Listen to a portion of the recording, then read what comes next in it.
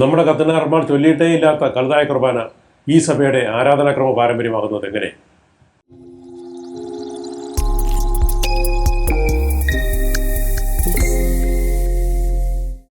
പ്രിയപ്പെട്ടവരെ, എല്ലാവർക്കും എൻ്റെ സ്നേഹാശംസകൾ. ആദിമസഭയുടെ അത്ര തന്നെ പൗരാണികത്വവും അപ്പോസ്തോലിക പൈതൃകവുമുള്ള കേരള നസ്രാണി സഭയുടെ പിന്തുടർച്ചയും കത്തോലിക്ക സഭയിലെ ഒരു വ്യക്തിസഭയും കൂടിയായ സീറോ മലബാർ സഭയെ തങ്ങളുടെ വരുതിയിലാക്കാൻ കുതന്ത്രങ്ങളും കുത്തിത്തിരിപ്പുകളും നടത്തിക്കൊണ്ടിരിക്കുന്ന റോമിലെ പൗരസ്ത്യ സംഘത്തെ തുറന്നു കാട്ടിയും ഈ സംഘത്തെ തള്ളിപ്പറയാൻ ആഹ്വാനം ചെയ്തും കൊണ്ടുള്ളതായിരുന്നുവല്ലോ സത്യധ്വനിയുടെ കഴിഞ്ഞ എപ്പിസോഡ്. ഈ ചാനൽ ആരംഭിച്ചതിന് ശേഷം ഏറ്റവും അധികം പ്രതികരണങ്ങൾ കമൻറ്റ് ബോക്സിൽ പ്രത്യക്ഷപ്പെട്ടത് ഈ എപ്പിസോഡിലായിരുന്നു. ഞാൻ നൽകിയ മറുപടികൾ ഉൾപ്പെടെ 75 കമൻറ്റുകൾ. എന്നാൽ @മലയാളം എന്ന പേരിൽ ഇംഗ്ലീഷിൽ സംവാദത്തിന് തയ്യാറായ സെമിനാരി പാണ്ഡിത്യം വേണ്ടുവോളം പ്രകടമാക്കിയ ഒരു അജ്ഞാത വ്യക്തിയുടെ പ്രതികരണങ്ങളും അവയ്ക്ക് ഞാൻ ആദ്യം ഇംഗ്ലീഷിലും തുടർന്ന് മലയാളത്തിലും പല ഭാഗങ്ങളായി മുറിച്ചു നൽകിയ വിശദമായ മറുപടികളും പെട്ടെന്നൊരു ദിവസം അപ്രത്യക്ഷമാവുകയുണ്ടായി. അതായത് 75 നിന്ന് പ്രതികരണങ്ങൾ പെട്ടെന്ന് 55 കുറഞ്ഞു. അദ്ദേഹം ഉന്നയിച്ചിരുന്ന പ്രധാന കാര്യം നസ്രാണികൾക്ക് കൽതായ ആരാധനാക്രമ പാരമ്പര്യമല്ലാതെ വേറെ പാരമ്പര്യം ഇല്ലല്ലോ എന്നതായിരുന്നു. അതുകൊണ്ട് സീറോ മലബാർ സഭയ്ക്ക് പൊതുവായ ഒരു ആരാധനാക്രമം ഉണ്ടാകുന്നതല്ലേ നല്ലത് എന്നും ചോദിച്ചിരുന്നു. കൂടാതെ പൗരസ്ത്യ സംഘത്തിന് കീഴിലല്ലാത്തതും വിദേശാധിപത്യമില്ലാത്തതുമായ ഒരു സഭയാണ് ആഗ്രഹിക്കുന്നതെങ്കിൽ മറ്റു സ്വതന്ത്ര ചിന്തകരും എറണാകുളത്തെ വിമതന്മാരുമൊക്കെയായി കൂട്ടുചേർന്ന് ഒരു സ്വതന്ത്ര സഭ രൂപീകരിക്കാൻ പരിശ്രമിക്കുന്നതാകും, അതായത് സീറോ മലബാർ സഭ വിട്ടുപോകുന്നതാകും നല്ലത് എന്നൊരു ഉപദേശവും അങ്ങേയറ്റം ഭവ്യമായ ഭാഷയിൽ അദ്ദേഹം മുന്നോട്ട് വെച്ചിരുന്നു. അപ്പോൾ മാത്രമാണ് മുഖംമൂടി ധരിച്ച ഒരു വൈദികനാണ് അദ്ദേഹം എന്നെനിക്ക് മനസ്സിലായത്. ഇതേ വാദമുഖങ്ങളും ചോദ്യങ്ങളും ഉപദേശങ്ങളുമാണല്ലോ കുർബാനക്രമ പ്രശ്നവുമായി ബന്ധപ്പെട്ട് കൽതായവാദികൾ ഇപ്പോഴും ഉന്നയിച്ചു കൊണ്ടിരിക്കുന്നത്. അതായത് കേരള സഭയ്ക്ക് തനതായ ഒരു ആരാധനാക്രമ പാരമ്പര്യമില്ല, കെട്ടുറപ്പുള്ള ഒരു സഭാഭരണ സമ്പ്രദായമില്ല, ദൈവശാസ്ത്രമില്ല. അതെല്ലാം ഉള്ളത് റോമൻ പൈതൃകമുള്ള പാശ്ചാത്യ പൗരസ്ത്യ സഭകൾക്ക് മാത്രമാണ്. അതുകൊണ്ട് റോമൻ പൈതൃകമുള്ള കൽതായ സഭയുടെ ഭാഗമായി അതിൻ്റെ ആരാധനാക്രമം സ്വീകരിച്ച് പൗരസ്ത്യ സംഘത്തിന് കീഴിൽ തന്നെ മുന്നോട്ട് പോകാനേ നമുക്ക് കഴിയൂ. അതാണ് നല്ലതും. ഇനി ആർക്കെങ്കിലും അത് സ്വീകാര്യമല്ലെങ്കിൽ അവർക്ക് കത്തോലിക്ക സഭയിൽ നിന്ന് പുറത്തുപോയി സ്വതന്ത്ര സഭ ഉണ്ടാക്കാമല്ലോ. അവരെ ആരും തടയുന്നില്ലല്ലോ. എത്ര ഉദാരമായ സമീപനം! ഇന്നത്തെ സിനഡ് മെത്രാന്മാർ ഉയർത്തുന്നതും നമ്മെയും നമ്മുടെ സഭയെയും സ്വയം പരാജയപ്പെടുത്തുന്നതുമായ ഈ വാദങ്ങൾക്കും ഉപദേശങ്ങൾക്കും ഒരു മറുപടി നൽകുക എന്നതാണ് ഈ എപ്പിസോഡ് കൊണ്ട് ഞാൻ ഉദ്ദേശിക്കുന്നത്. എല്ലാ രാഷ്ട്രീയ അധിനിവേശങ്ങൾക്കും മുന്നോടിയായി നടത്തപ്പെടുന്ന ഒന്നാണ് അതിന് വിധേയമാകുന്ന ജനതകളുടെ മേലുള്ള സാംസ്കാരിക അധിനിവേശമെന്ന് കോളനിവൽക്കരണത്തിൻ്റെ ഏത് ചരിത്രം പരിശോധിച്ചാലും കാണാൻ കഴിയും. തദ്ദേശ സംസ്കാരങ്ങളെ പ്രാകൃതമെന്നും മ്ലേച്ഛമെന്നും ചിത്രീകരിച്ച് നശിപ്പിക്കുകയും തങ്ങളുടെ സംസ്കാരത്തെ ശ്രേഷ്ഠം എന്ന രീതിയിൽ അവതരിപ്പിച്ച് അടിച്ചേൽപ്പിക്കുകയുമാണ് ഏതൊരു അധിനിവേശത്തിൻ്റെയും പൊതുരീതി. ഇന്ത്യയെ തങ്ങളുടെ കോളനിയാക്കാൻ ഇറങ്ങിത്തിരിച്ച ബ്രിട്ടീഷുകാർ വൈവിധ്യമാർന്ന ഇവിടുത്തെ സംസ്കാരത്തെയും സമ്പ്രദായങ്ങളെയും പ്രാകൃതം എന്ന രീതിയിലാണ് കണ്ടത് എന്ന് നമുക്കറിയാം. ഭൂഗോളത്തിൻ്റെ കിഴക്കേ പകുതി മുഴുവൻ വെട്ടിപ്പിടിക്കാനുള്ള മാർപ്പാപ്പാടെ അധികാരപത്രവുമായി കേരളത്തിലെത്തിയ പോർട്ടുഗീസുകാരുടെ കണ്ണിൽ ഇവിടുത്തെ നസ്രാണികൾ ക്രൈസ്തവരെ ആയിരുന്നില്ല എന്നും നാം ഓർക്കണം. ഹൈന്ദവ ജനത അവർക്ക് അജ്ഞാനികളും പുറജാതികളും, മുസ്ലിങ്ങളാവട്ടെ തങ്ങളുടെ ആജന്മ ശത്രുക്കളും. എല്ലാവരും അപരിഷ്കൃതരും പ്രാകൃതരും മ്ലേച്ഛരും. ഇന്ത്യയിലെ ഭാഷകളെല്ലാം പ്രാകൃതമായ വെർണാക്കുലർ. ഇപ്രകാരം അധീനത ജനതയെ സാംസ്കാരികമായി ചവിട്ടിത്താഴ്ത്തി അവരിൽ ആത്മനിന്ദ നിറച്ച് ശക്തിഹീനരാക്കി തളർത്തിയതിനു ശേഷമാണ് രാഷ്ട്രീയാധിപത്യത്തിലൂടെ ജനതകളെ സമ്പൂർണ്ണ അടിമകളാക്കുന്നത്. ഏറ്റവും വലിയ വിപ്ലവ ചിന്തകനെന്നും പുരോഗമനവാദിയെന്നും അറിയപ്പെടുന്ന കാൾ മാർക്സ് പോലും ഈ സാമ്രാജ്യത്വ സമീപനത്തെ പിന്തുണച്ചിരുന്നതായി കാണാം. 1853 അദ്ദേഹം എഴുതി, ഇംഗ്ലണ്ടിന് ഇന്ത്യയിൽ 2 ദൗത്യങ്ങളാണ് നിറവേറ്റാനുള്ളത്. ഒന്ന് നശീകരണത്തിൻ്റെയും മറ്റൊന്ന് പുനർനിർമ്മാണത്തിൻ്റെയും. പുരാതനമായ ഏഷ്യാറ്റിക് സമുദായത്തിൻ്റെ നശീകരണവും ഏഷ്യയിൽ പാശ്ചാത്യ സമുദായത്തിൻ്റെ ഭൗതികമായ അടിത്തറയിടലുമാണവ. അതായത് ഇന്ത്യയുടെ പ്രാചീന സംസ്കാരം തകർത്ത് ആധുനിക പാശ്ചാത്യ സംസ്കാരം അടിച്ചേൽപ്പിച്ച് ഭൗതിക തലത്തിൽ അധിനിവേശം നടത്തിക്കൊള്ളുക എന്ന്. സീറോ മലബാർ സഭയുടെ മേൽ ഇന്നും നടന്നു വരുന്നത് സമാനമായ ഒരു സാംസ്കാരിക അധിനിവേശമാണ് എന്നാണ് എൻ്റെ വിലയിരുത്തൽ. കേരള സഭയ്ക്ക് ഒരു ആരാധനാക്രമം ഉണ്ടായിരുന്നിട്ടില്ല എന്ന വാദം അതിൻ്റെ ഭാഗമാണ്. ആരോഗ്യമുള്ളവർ തങ്ങളുടെ ആരോഗ്യ ചരിത്രം എഴുതി വയ്ക്കാറില്ലാത്തതുപോലെ പീഡനങ്ങളോ അവഗണനകളോ വിവേചനമോ ഒന്നും ഏൽക്കാതെ ആരോഗ്യത്തോടെയും മറ്റു മതസ്ഥരുമായി സഹവർത്തിത്വത്തോടെയും കഴിഞ്ഞിരുന്ന മാർത്തോമ നസ്രാണികൾ തങ്ങൾക്ക് തനതായ ആരാധനാ രീതികളും പള്ളിഭരണ സമ്പ്രദായം ഉണ്ടായിരുന്നു എന്നൊന്നും എഴുതി വച്ചിട്ടില്ല. ഈ സഭയെ കൈയടക്കാനായി ഇവിടെ എത്തിയ വിദേശികളാണ് നമ്മുടെ ചരിത്രം എഴുതിയത്.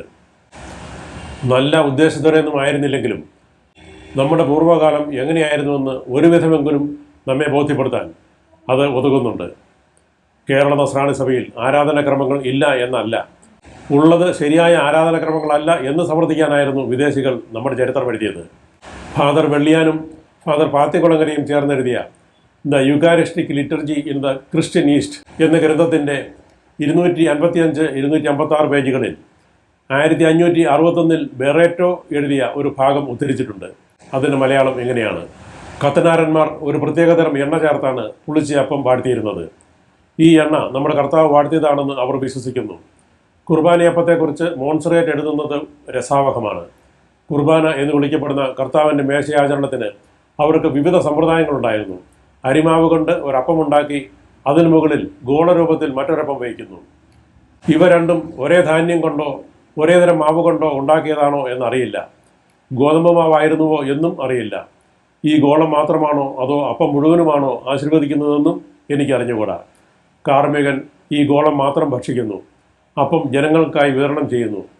ഇത് ഗോതമ്പ് മാവ് കൊണ്ടുള്ള ഗോളമാണെങ്കിൽ പോലും അനുവദിക്കാൻ പാടില്ലാത്ത ഒരു തെറ്റാണ് ഇവർ ചെയ്യുന്നത്. കാരണം ജനങ്ങൾ കുർബാന സ്വീകരിക്കുന്നതായി തെറ്റിദ്ധരിക്കുന്നു.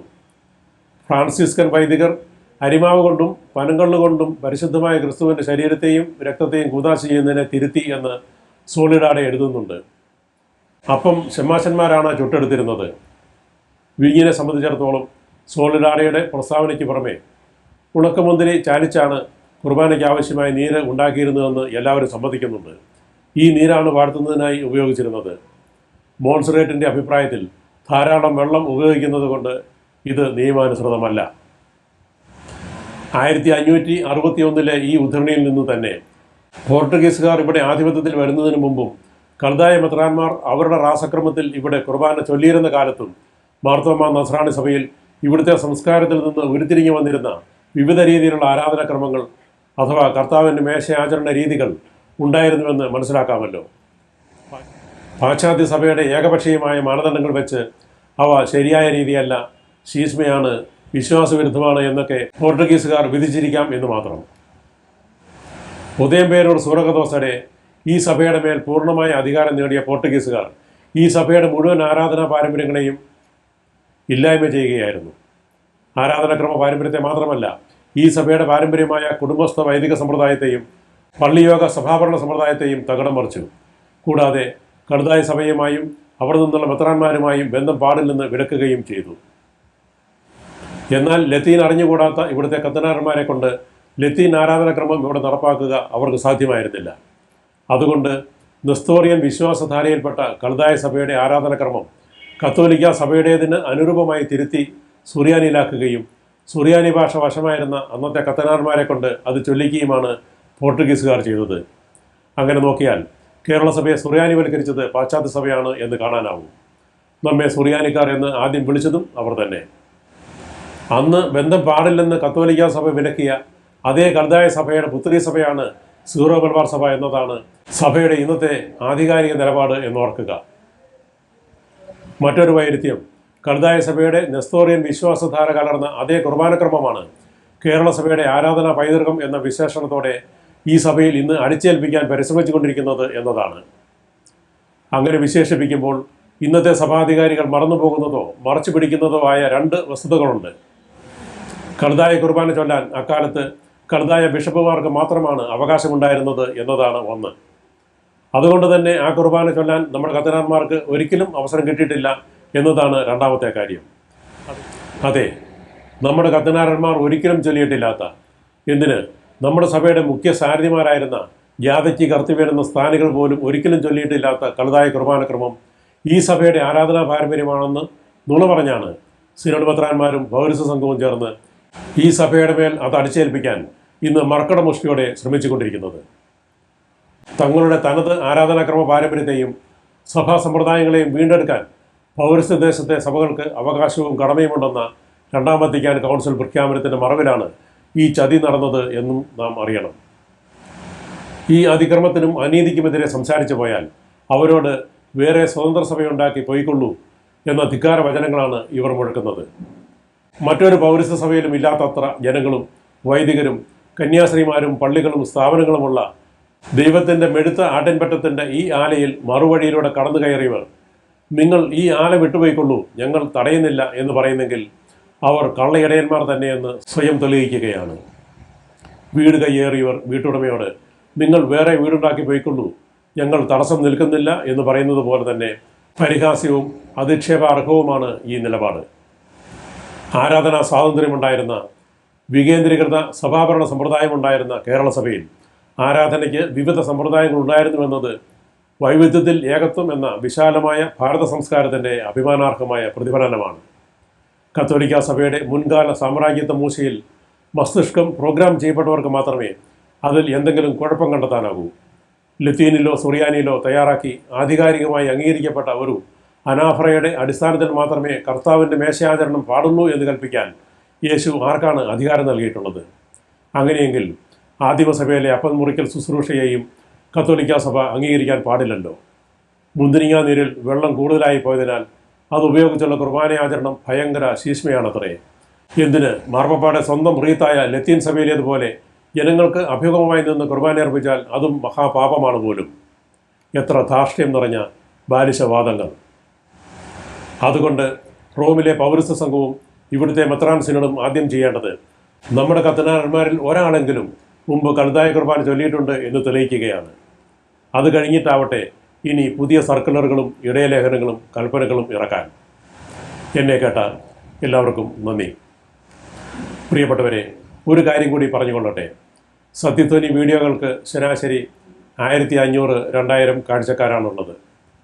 മൊത്തം കാഴ്ചക്കാർ 46,000 കവിഞ്ഞുവെങ്കിലും ഈ ചാനൽ ഇതുവരെ സബ്സ്ക്രൈബ് ചെയ്തവർ വെറും 590 പേർ മാത്രമാണ്. കൂടുതൽ പേർ സത്യധ്വനി ചാനൽ സബ്സ്ക്രൈബ് ചെയ്യണമെന്നും ഇഷ്ടപ്പെടുന്ന വീഡിയോകൾ എല്ലാവരും പരമാവധി ഷെയർ ചെയ്യണമെന്നും ആഗ്രഹിക്കുന്നു. നന്ദി.